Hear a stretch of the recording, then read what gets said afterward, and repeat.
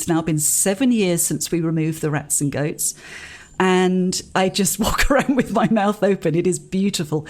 There are so many trees on the island. When we first started, there were just 2 trees on the island. Now I can't count them.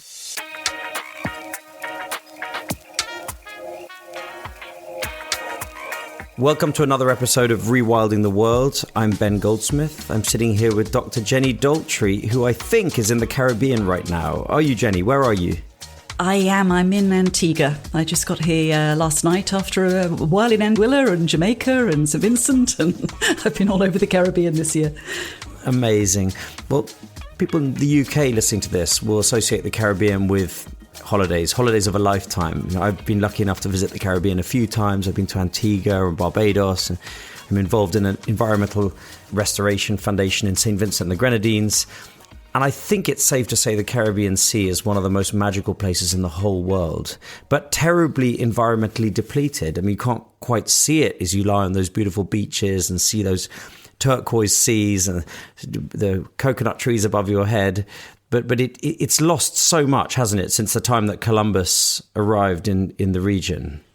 It has, tragically, and actually, according to our data, it's seen more extinctions than any other part of the world. 40% of all mammals that have gone extinct went extinct in the Caribbean islands. More than 2/3 of all the reptiles that have gone extinct in the Caribbean. We are dealing with systems here that are very, very badly damaged, and I'm afraid, of course, a lot of it's down to us and the invasive alien species that we've introduced. And in addition to the extinctions, which are, of course, irreversible, it's just the sheer loss of abundance. Someone showed me once an excerpt from a letter that Christopher Columbus himself wrote to his mother. And he said that when his ship sailed through the Caribbean, he couldn't sleep at night for the noise of sea turtles bouncing off the wooden hull. And so when you see the Cayman Islands, for example, celebrating what's quite spectacular success they've had in resuscitating numbers of sea turtles nesting on their shores, you can't help but think, well, it's a tiny, tiny fraction of what was. Vast abundance that we can really hardly conceive of. Well, I mean, that's undoubtedly true. And yes, I look through trawl through the historical records and read of accounts of you can't walk on this island without treading on seabirds. It's certainly lost a lot, but I think what's really exciting is the kind of rewilding restoration work we're doing is actually bringing levels back to almost where they were before. So I'm also very optimistic. I see a very degraded ecosystem, but one which is just eager to recover if we give it a chance. So that's what I really want to talk about on this podcast is the rewilding efforts that are happening in the Caribbean, because some of them are really unbelievable. But before we do that, Jenny, can you please tell me how you came to be in the Caribbean, and just a little bit of your career story would be great. Right. Well, I came to the Caribbean a little bit by accident. I grew up in the UK, an ardent herpetologist, really interested in reptiles and amphibians, and indeed all nature. I then moved to India. I volunteered on a crocodile reintroduction program. I then went and did a PhD on snakes in Southeast Asia. And I was contacted by Fauna and Flora International, based in Cambridge, saying that they in turn had been contacted by an Antiguan who was very concerned about a snake in Antigua, which had been rediscovered but was thought to be very, very rare. And because I had a background working with reptiles, I was sent on a mission to the Caribbean and spent 3 months on a small island off Antigua studying this little snake, the Antiguan racer, which is a rather sort of harmless and rather adorable little creature, and realised that there was only about 50 left, and they were being preyed on by rats on the island, and the island was heaving with rats. So the very same year, myself and Mark Dale, who I think is also you've spoken with in the past, we worked with the Antiguan government and local NGOs to remove rats from the island. We saw the racer snakes rebound, and I kept going back every year to monitor the racer recovery, and was just gobsmacked by just the change of everything else. There were birds coming back. The vegetation was coming back. There was so many changes I was seeing year after year. And I essentially was doing rewilding without perhaps having quite intended to do so. We were there really trying to stop the extinction of a snake, and it was the whole ecosystem was rebounding. Jenny, is that Redonda Island? No, the island with the Antiguan races is called Great Bird Island off Antigua, which is only about 8 hectares. It's a very tiny little island. And that was the very first island I was involved in restoring. Since then, I've been involved in 30 islands around the Caribbean, including Redonda and Sombrero and others. other amazing islands. Is that Great Bird Island the only place where the Antigua racer lives, or was it once throughout those little islands and islets of Antigua? So the Antiguan racer's story, I mean, they used to be, again, really common, used to be all over Antigua. The old people in Antigua could still remember seeing plenty of snakes when they were young. But when the British introduced mongooses to Antigua, the population of racers almost disappeared within a few decades. And the whole species was declared extinct by 1930, but in fact survived on a tiny little island off Antigua called Great Bird. And since the mid-90s, I've been involved in not only restoring that island, but other islands around Antigua and reintroducing Antiguan racers. So their numbers have now jumped up from about 50 to well over 1,000. That's amazing. And then, of course, Redonda Island, which I mentioned, had hit the press in the second half of last year, 2023. It's been the most unbelievable story of island rewilding. Was that also about the removal of invasive species, or did you do other things on Redonda? Because it was a rock which suddenly had beautiful kind of rainforest or dry rainforest on it. Yeah, I mean, Redonda's been an amazing story, actually, one I've really enjoyed very much. When I first saw it, I was actually taken there in 2009 by an Antiguan saying, Jenny, we've got to do something about this island. It's dying. And I was shocked to find an island that really looked like the surface of the moon. If you see photographs from then, I look like I'm in a lunar landscape. It's just bare rock and bare soil. And this island is pretty special because, like many Caribbean islands, it has really high endemicity. A lot of species were unique to Redonda and occurred nowhere else in the world. And some of them had gone extinct. The story of Redonda really started with mining. There was seabird guano mining took place. A lot of people lived on the island until World War I. And then the miners left behind rats and goats, and they just continued to degrade the island. So a number of the unique species went extinct, but there were still some hanging on there, including the Redonda ground dragon and the Redonda tree lizard, but were just dwindling in number because of the predatory rats on the island. And because the goats had just basically eaten everything, to the point where the goats themselves were starving to death. So it took quite a long time. That the restoration of that took a while, because everyone I spoke to was very keen about removing the rats. There were no supporters of the rats at all. But when it came to the goats, there was a concern because most people in Antigua, the only thing they knew about Redonda was that it had goats on it. And somehow taking the goats away would seem a loss of that heritage.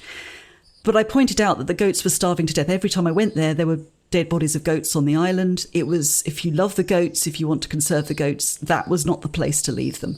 So an agreement was made that the goats would be caught alive and transferred to a farm on Antigua where they could be conserved and looked after properly. The rats would be eradicated, and then we could try and restore this ecosystem. But I think a lot of these projects, it's not really about we want to get rid of invasive species. We want to conserve rare endemics. We want to bring back these natural, healthy ecosystems that can not only benefit those wildlife, but benefit people as well. So removing the invasives is, in a way, the first step towards that. And there's a lot of other steps that need to kind of be taken as well to restore an ecosystem. And so describe Redonda now. Well, Redonda's lovely. I just came back there actually from there last week. It's now been 7 years since we removed the rats and goats. And I just walk around with my mouth open. It is beautiful. There are so many trees on the island. When we first started, there were just 2 trees on the island, 2 very, very old fig trees that were being heavily battered by the goats and the other wildlife. Now I can't count them, thousands, tens of thousands, trees have sprung up on the island. Many of them are way taller than I am. We've got more species of land birds have come over. About 15 species of land birds have come back to the island that weren't there when we started. The Redonda ground dragon, which is this endemic ground lizard, which is very charismatic and very cheeky. As soon as you get off the helicopter, they're in your pockets, they're checking your bags, they are crawling all over you, pulling at your earrings. They have increased by about 13-fold. They are really common now and running the island. We're seeing the seabirds increase. It's just magical, and it's unbelievable to me. I mean, I've been involved in this now for quite some time, and it's unbelievable to me just how fast it's happened on Redonda. It's just amazing. Yeah, and the transformation's been so amazing that it attracted huge public attention, and in fact, it was that article in The Guardian that calls Mark Day, who I've had on this podcast, who mentioned to introduce me to you. Yes. And I've also had on this podcast series Penny Becker, who's recently been made Executive Director of Island Conservation, where she's been for a number of years. And Island Conservation is the NGO when it comes to removing invasive vertebrate species from islands in order to restore the populations of those endemic species. Were they involved in this project at Redonda? They were a little bit involved. We actually asked Carl Campbell from Island, who was then Island Conservation and now works with Rewild. We asked him to come and advise on how best to remove the goats as a goat specialist, because Island Conservation had a lot of experience in removing goats. But the actual implementation was also involved New Zealanders. Biz Bell from Wildlife Management International Limited. We had the British Mountaineering Council, because Redonda was so steep and so dangerous that much of it you could only access on ropes. Redonda was very much a group effort involving international NGOs, local NGOs, government. I mean, something I very much focus on is, although, international groups like Island Conservation, like Rewild, like Fauna and Flora can help restore islands, they're not going to stay restored unless the local NGOs, the local governments are also buy in, because otherwise rats will just get back, goats will be put there again.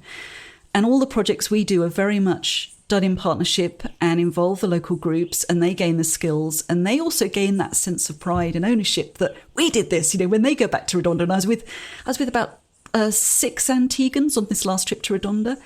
They all helped put down some bait. They all helped, with the communications. They all helped negotiate with the local businesses. Can you lend some equipment?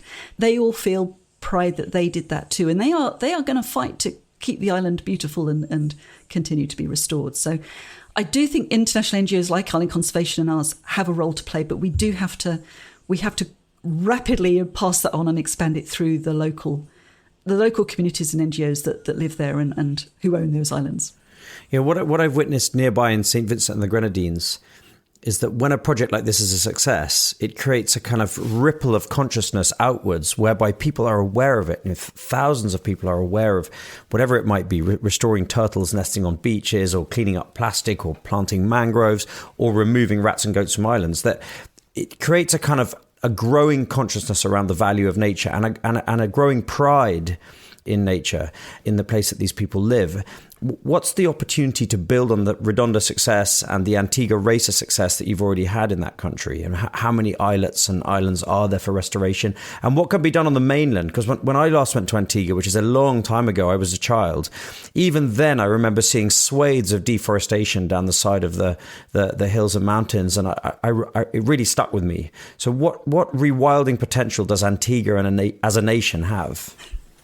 There is so much to be done. I mean, I've been involved now restoring 30 islands, and I think we've saved easily more than a dozen species from extinction. It is, and that's great. We can feel really happy about that. But then I sort of say, well, actually, there's 10,000 islands in the Caribbean. There are lots of islands and lots of endemics and lots of potential and need. And as you say, the Redonda especially caught a lot of attention because it was so degraded.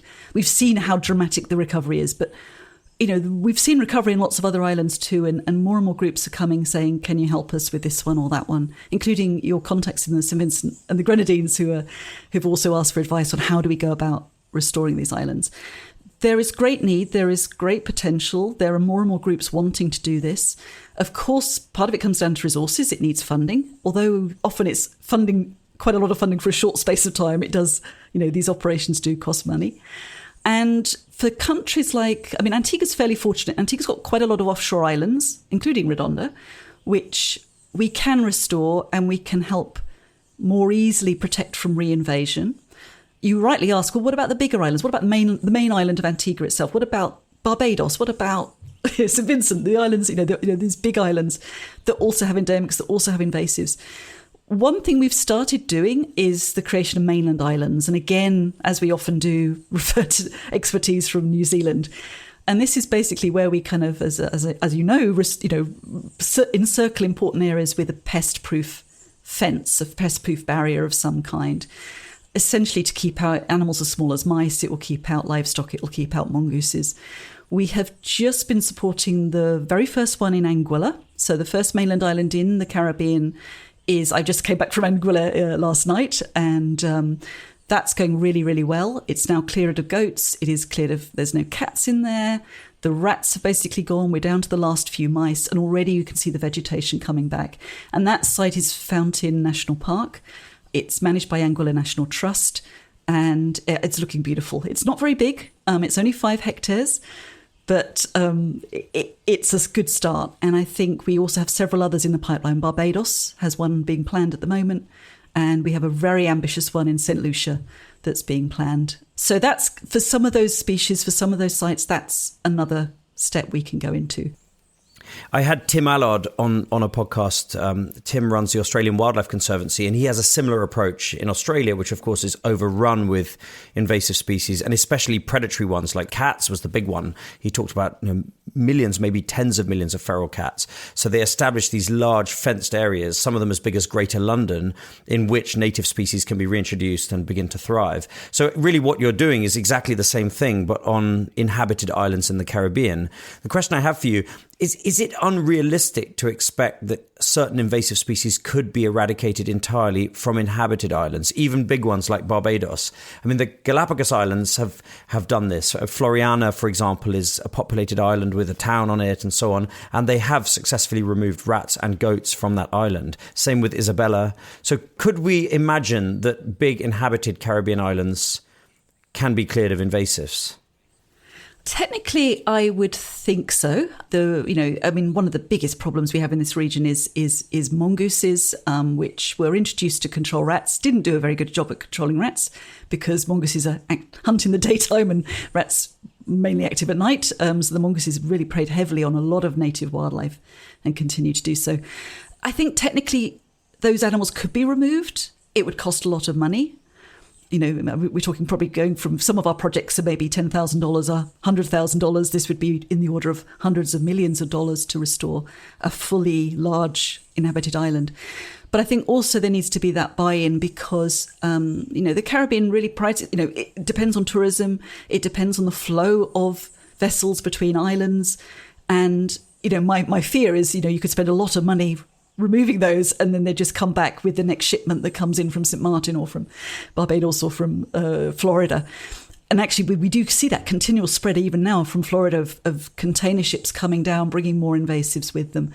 So in some ways, we have to address that kind of biosecurity, and that's going to require, I'm afraid, not only a real change in awareness, but some changes in behaviour as well, which I think may be at odds with business and odds with this desire to keep the flow of people and cargo through the region. But you said there's around 10,000 islands in the Caribbean. How many of those are uninhabited? Because that's still a pretty massive potential for restoration, just looking at the uninhabited ones. I don't know the figures off by heart. I wish I did. I think probably inhabited maybe a few hundred. I think we have many thousands of uninhabited islands, some of which may be just a stone's throw from those inhabited islands. And very often when we do restorations, we end up having to treat a cluster at the same time because they can act as stepping stones. And, if an island is only a few hundred metres from the shore of the mainland, it can easily get reinvaded. But I think there's huge prospects. We do have a kind of wish list of some very big islands that we want to restore because local partners have asked us to help. Again, we're looking at the feasibility and also trying to raise funds. But there's some really big, important ones out there. And when you say we, you mean Fauna and Flora International or a wider coalition? So I work for Fauna and Flora, which I have done since about 30 years now. But I also work for Rewild. I managed an alliance, a partnership between Rewild and Fauna and Flora. And Rewild, in case listeners aren't familiar with it, Rewild is a fairly new name. It was the name came up in 2021 through a merging of the Leonardo DiCaprio Foundation and Global Wildlife Conservation. And Rewild's mission is really to support partners across the globe with conservation needs. And it's not just rewilding, but a lot of it essentially is. It's involving restoring and conserving and protecting habitats. I manage our kind of work in the Caribbean with Fauna and Flora and with dozens and dozens of local partners across the Caribbean.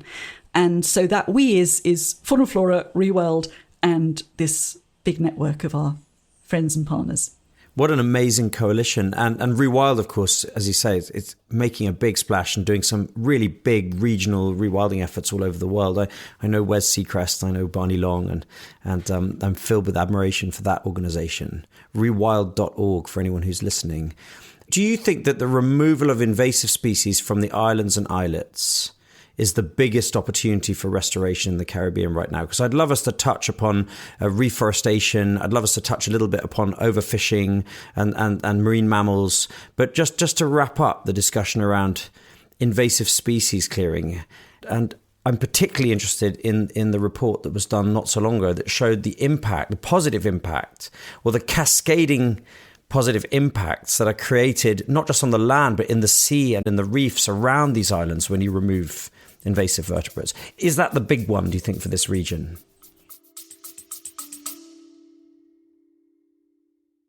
This episode of Rewilding the World is very kindly brought to you by Uni, that's UNI, the world's first nature-friendly line of luxury body care. We've all heard about the harm that sun cream does to coral reefs, but it's not just sun cream and it's not just coral reefs. Well, Uni makes plastic-free, nature-friendly essentials like shampoo, conditioner, hand wash, and even natural deodorant, all full of nourishing ingredients such as seaweed kelp, aloe vera, and olive oil. We've been loving our Uni products, but don't take it from me. Here's my wife, Jemima. Yes, I really love them. They're such clean and nourishing products. The microalgae body oil is so good and really smells amazing. You can find Uni products at Space NK or at weareuni.com. There is a lot to do. And you've just covered there a wide range of issues. I'll try and take a few of them. Yes, I mean, those studies that are showing that link between land and sea is really important. We're trying to get that message out. There's growing consciousness across the Caribbean of the need to conserve coral reefs. But if you're neglecting your land, if your trees are gone, if the soil is going into the sea, the sewage is being pumped out, those restoration projects aren't going to last. And we do have to look at these as whole systems from ridge to reef and look at how to restore them. Removing invasive species is a big part of it. It's, that is the number one driver of extinctions in this region by far. But there is also just, I think, a culture on many of the islands of just deforestation. If you buy a plot of land to build your house, you bulldoze the entire plot and clear every tree away before you even start construction. And I think there's a lot of work to be done in terms of understanding and promoting the importance of maintaining your vegetation cover, maintaining healthy ecosystems, because what's really striking to me is, and I've been in this region long enough that I've been through quite a few major hurricanes, we're seeing more and more severe storms in this region. We're seeing more storm surges, we're seeing more hurricanes. And what really is striking is the buildings that get destroyed, the roads that get destroyed. Those are the ones usually in the most degraded areas. The ones that have cleared their mangroves, the ones that have destroyed the coral reefs, the ones that have cleared the hillside are the ones that are seeing the landslips, the waves hitting the houses and destroying them. So I think there's a growing consciousness here, but it needs to get wider that this is a region really impacted by climate change, and we really need to do everything we can, including reforestation, including removing invasives, including education, including trying to link, people who love the Caribbean, getting them to help support the costs and the work being done here. Costa Rica is an extraordinary success story when it comes to reversing deforestation. Now, I learned recently that Costa Rica was down to kind of low 20% forest cover following decades of aggressive deforestation, until the government, and particularly one environment minister, introduced an incentive payment for landowners to allow the forest to reclaim their land, and even provided tree saplings for replanting. And it worked. Those with low productivity farmland chose the incentive payment instead, and forest cover today is hovering somewhere around 60% and growing still. Is there anything like that? Are there any good news stories on any of the Caribbean islands around tropical forest restoration? And Barbados is another example we keep coming back to. But of course, Barbados was nearly entirely sugar, and that incredibly dark history of sugar growing in Barbados that many people will be aware of. The sugar has gone out of business. A lot of the sugar farms have been abandoned. Some of them have been converted to market gardening and other things, and that's all wonderful. But the ones on the east, I think, are beginning to be reclaimed by forest. And so for the first time in 400 years, I've seen pictures of little bearded fig trees and other things growing up there. Of course, the Barbados is called Barbados because of the bearded fig, Spanish, bearded Barbados. Are there good news stories of deforestation reversal taking place in the region? There are some good examples. Actually, one which, you mentioned the statistics for Costa Rica. I'll give you an island was, I would say, considerably worse, Haiti. Haiti was 60-70% forested in the 1930s. Today, it's less than 1% forested. There are just tiny little pockets of the intact forest, which are incredibly rich in endemic species, but very, very small. And because of the poverty, because of the, lack of governance or poor governance of the country, those areas are getting chipped away.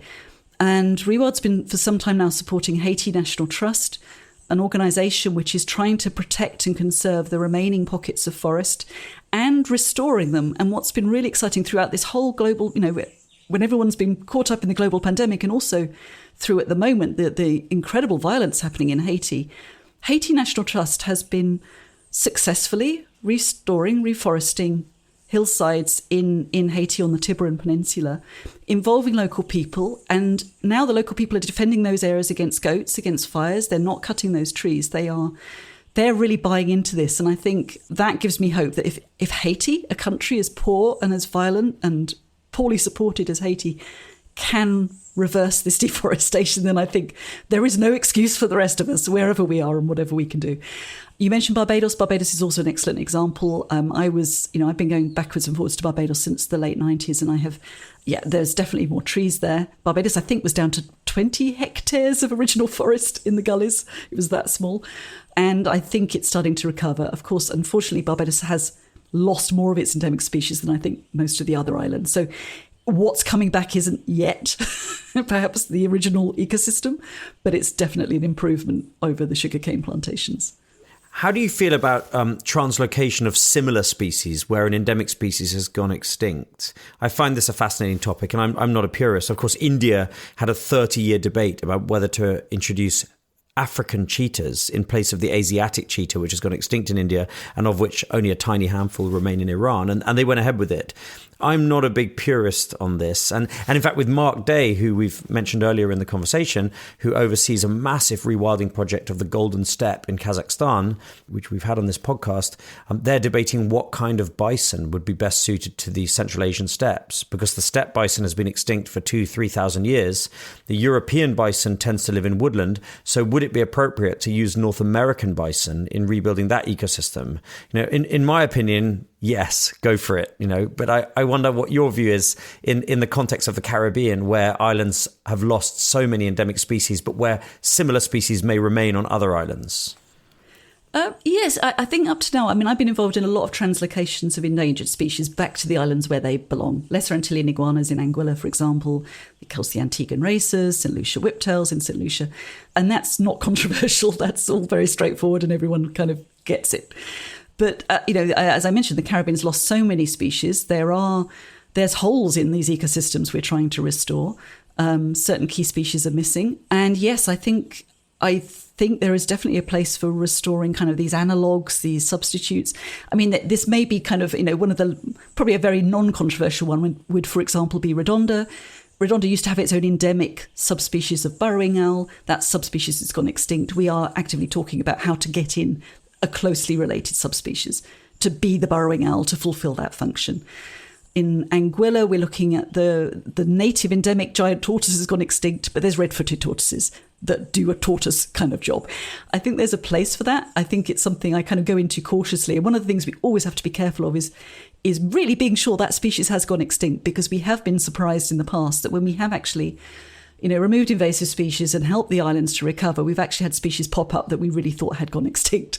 So my instinct is usually to leave things about 4 or 5 years, monitor closely before we then interfere or bring anything in at all, just to be on the safe side. I've got a really kind of interesting case study for you, and I'd like to ask your opinion of it and whether you think it's acceptable. Please. Okay, so Anguilla, which is a UK overseas territory, has a number of offshore islands and a lot of endemic unique species. And one of those endemics is the little scrub ground lizard, which is endemic to an island that's about 2 hectares in size. This lizard population has been stable for some time. There's about between 300 and 400 individuals. But with climate change, with the storm surges, with sea level rise, each time a hurricane comes through, that island gets washed over by the sea and the numbers of lizards goes down to maybe 100. And then they kind of rebound a little bit again, but the vegetation's gone, their food supply is gone. What we are looking at is with climate change, with the projections of sea level rise, that island is going to disappear. And here we have a unique endemic species that is going to go with it. Is it acceptable to move that to another island that has lost its endemic ground lizard to save this species. In other words, a conservation translocation, a recovery, a rescue of a climate change refugee, and put it in a place where actually it didn't belong, but to help it survive. Yeah, I mean, I'm an easy sell. Like, I'd say immediately yes. I mean, look at the topic of feral, or what they say are non-native horses in North America. Horses evolved in North America, crossed the Bering Straits, and evolved into a number of subspecies in Europe and Asia. Meanwhile, when humans arrived in North America, maybe 15,000 years ago, they made the native horses there extinct. And then European settlers arrived with domestic horses, which then became the feral Mustangs and the feral donkeys that they call burros in the Southwest. And so in my view, I think those should be classified some kind of native species, some kind of tolerance should be shown towards them, because most likely they're fulfilling some kind of ecological niche that's been missing. And I think this whole topic of kind of Pleistocene rewilding is a really interesting one. I mean, I wasn't completely convinced by Tim Allard's answer on the subject of camels in Australia. You know, they're a disaster, they're an invasive species, they got to go. I think camels might be more interesting than that in Australia. So as for that little ground lizard, I'd absolutely be moving them to suitable habitat. And I once nearly got sacked from the board of DEFRA, for arguing on public fora that any species that would be in Britain were it not for the English Channel should be here, from European tree frogs to wolves to Northern European pond turtles and so on. I think we should be bringing all these species back. So the last topic I'd love to get your view on is that of overfishing. There are some places in the world where overfishing has been successfully curtailed. And the tremendous recovery of fish stocks around the United States, for example. New Zealand's doing a pretty good job. Iceland's doing a good job. The European Union is doing a terrible job, but the UK is starting to do interesting things in its home waters. What about the Caribbean nations? Is it a disaster if you put on a snorkel and goggles and look underneath the surface? Are there multinational trawlers coming through, taking everything out? Or are those Caribbean nations starting to fight back and look to rebuild their stocks? Oh, goodness me, a big question. I mean, and also partly because I think the Caribbean, Caribbean's 30 countries and territories, each of whom are kind of got their own laws and governance and way of working. And there's, as always, there's kind of things going well in some places and not so well in others. When I first went snorkeling, I was really lucky. The first time I went snorkeling was in the Andaman and Nicobar Islands over 30 years ago, when it was pristine and amazing. And the next time I went snorkeling was in Antigua, and I was just shocked by how little I was seeing compared to this pristine ecosystem. I do think, I mean, my understanding is that, the fish stocks have declined across the region. It's partly overfishing. It's also just deterioration of the coral reefs from the bleaching, the habitat, the mooring in seagrass beds and destroying the seagrasses. I mean, there's a lot of factors at play here affecting the fish stocks. It is also a puzzle to me that although there's been a huge push to create marine protected areas around the Caribbean, so many of them still essentially allow as much fishing inside as they do outside. There are only certain other things that perhaps are restricted. I do think there's an awareness of it, though. I mean, it seems to work best where the local communities have governance over their local fish stocks and are able to benefit from those, and then it gives them a direct interest in conserving them. You mentioned the big trawlers coming through. I mean, I've certainly witnessed that myself. If the big international trawlers come through, then it'll be each man for themselves. The local fishers will just be trying to grab what they can before anyone else does. And, Redonda, we mentioned earlier, Redonda now is the centre of the biggest almost the biggest marine area in the Eastern Caribbean. Dominica, I think, just overtook it. And that will prevent big trawlers going through that area.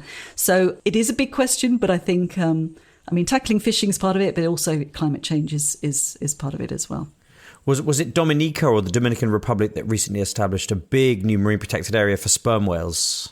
Yeah, Dominica has gazetted a huge area around its coastline for sperm whales, which are really, it's one of the best places to see them there, and it's a very big part of the tourism industry. I don't know whether the legislation really affects fishing within that area, whether there's any restrictions on fishing. It's, a lot of Dominicans rely on fishing, but it is to protect the whales at least. And I think all these moves are to be celebrated and approved. I think the challenge we have, though, is especially with this 30 by 30, this push to create more protected areas, is making sure those protected areas mean something, that they are staffed, that they have people, that they work. So many of the parks being created are just paper parks and don't really have teeth. And it's I think another big job we have on our hands is not only restoration, but it is protection and management of these protected areas so that they benefit people as well as the wildlife. Jenny, I remember watching a documentary called Wild Caribbean, which I think it was in the early 2000s, and I really urge people to watch it. I mean, it's just absolutely extraordinary, the array of landscapes and seascapes and wildlife that do remain in that region. And if organizations like yours can keep on rebuilding and restoring and can unleash an era of large-scale rewilding in the Caribbean, then that's going to be one of the great triumphs. I was once lucky enough to go to Jamaica with members of my family, and my brother and I were taken out fishing by a Rastafarian in a kind of long canoe-like boat with an outboard motor.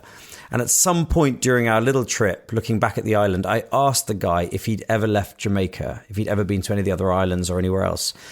And he looked at me with a kind of smile like I'm a complete idiot. He's like, look over there. And we're looking at rainforests coming down the mountain and these kind of white beaches and this turquoise water. And he said, why would I ever go anywhere else? This is the most beautiful place on earth. And I agreed with him. There's nowhere like it. So what you're doing, Jenny, is just awesome. And I'm so grateful to have spent this time with you. Thank you very, very much.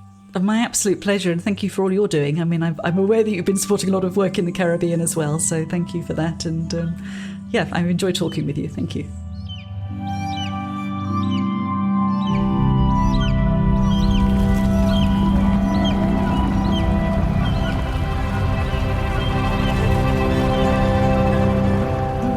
Jenny Daltry is a real hero. I'm so lucky to have spent that time chatting with her and has opened up a whole new perspective on the Caribbean region for me. If you've enjoyed the episode, please do give us a review, share this around, go onto whatever platform you use for listening to podcasts, leave us some stars. I'd be very, very grateful. Next time I'm going to be talking to Werner Myberg in South Africa. Werner runs an organisation called Peace Parks, which was founded by Nelson Mandela and others. The big idea is to connect up protected areas across transnational boundaries in sub-Saharan Africa. And the areas that we're talking about are truly immense. Werner and his team are working on something around 65 million hectares of increasingly wild land. I hope you'll join us.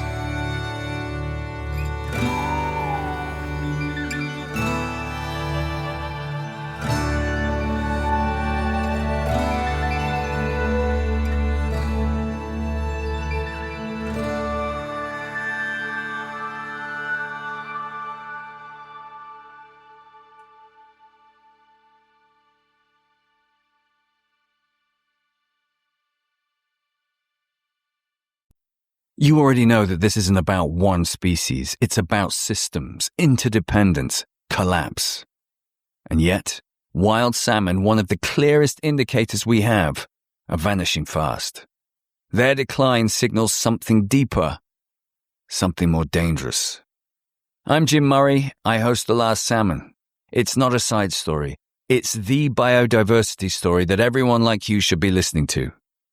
Season 2's out now. One of the best ways to support rewilding is to go and visit rewilding projects on the ground. My friends at the European Nature Trust have asked me to tell you about a series of coexistence adventures that they've put together. They're designed to give you the best chance of seeing Europe's most iconic species, bears, wolves, lynx, and so on. All of these are on the rise in Europe because of rewilding projects. These trips are hosted by expert guides and conservationists, and most importantly, the European Nature Trust is giving half of the revenues directly to the foundations working on the ground to restore wildlife. I'd love you to check out these coexistence adventures at the European Nature Trust website.